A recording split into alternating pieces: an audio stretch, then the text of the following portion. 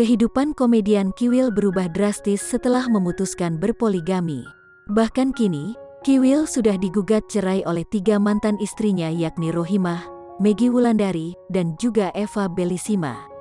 Walaupun saat ini sudah menggandeng istri baru, Kiwil tetap tidak bisa mendapatkan kebahagiaan yang sempurna seperti sebelumnya.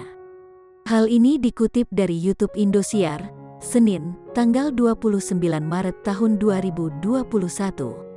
Meski mengaku berat ditinggal seluruh istrinya, Kiwil mengaku bahwa dirinya harus terus maju menjalani hidup. Berat bagi gua berat banget, namun tidak ada yang perlu disesali, ini ya dijalanin aja, tegasnya.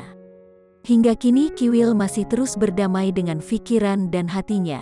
Perasaan dulu gak kayak gini, gua sama Meggy 18 tahun hidup itu biasa gitu, dengan Rohimah juga 22 tahun dan ya biasa. Dan tiba-tiba harus kehilangan semuanya, kok bisa begini, ungkapnya. Wajah penyesalan dan air mata terlihat akan menetes di pipi Kiwil saat membicarakan kehidupan masa lalunya. Ia pun mengingatkan netizen yang sudah berumah tangga agar tidak bercerai karena semuanya akan terasa runyam.